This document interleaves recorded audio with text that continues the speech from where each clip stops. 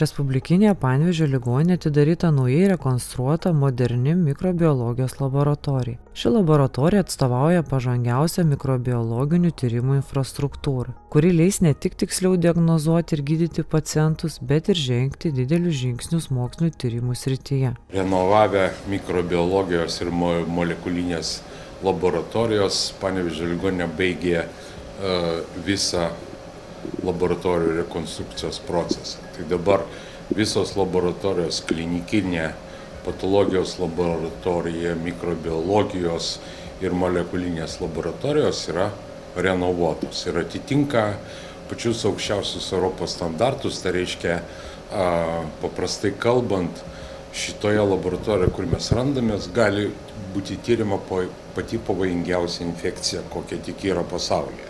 Tai jinai atitinka visus reikalavimus, jinai yra saugi. Mikrobiologijos laboratorijos tikslai pagrindiniai - išskirti ligos sukėlėją, nustatyti infekciją, nustatyti jų sukėlėjo jautrumą antibiotikams. Ir trečias tikslas - epidemiologinis tikslas. Mūsų laboratorijos įdegės kartu su renovacija, tai mikroorganizmų identifikacija. Mes galim nustatyti apie 4000 mikroorganizmų rūšių su masių spektrometrijos metodu.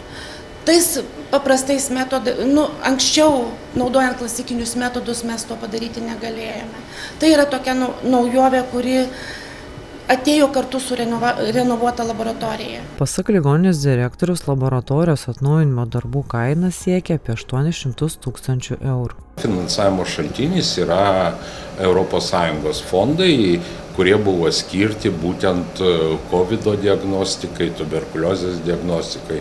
Čia yra iš šito fondo gauti pinigai ir jie būtent investuoti į laboratorijos atnaujinimą. Pagrindinė išlaidų brangumą sudarė tas, kad čia yra taip vadinami naujausi HEPA filtrai, kurie padaro neigiamą slėgį ir jeigu yra kažkoks nepageidaujamas užkratas, jis nelieka patalpose, o yra ištraukiamas. Čia, kur mes randamės, yra neigiamas slėgis ir viskas išeina į sistemą ir nebijokit, kvėpuokit ramiai, nepaveiks jūsų, nes nespės ištraukti viską.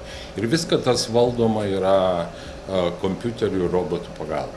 Laboratorijos naudą pajaus ir pacientai. Paprastam pacientui sumažėja tikimybė blogų tyrimų ir pagerėja atsakymų kokybė. Tai reiškia, tai yra naujas žingsnis diagnostikoje Panevėžio krašte.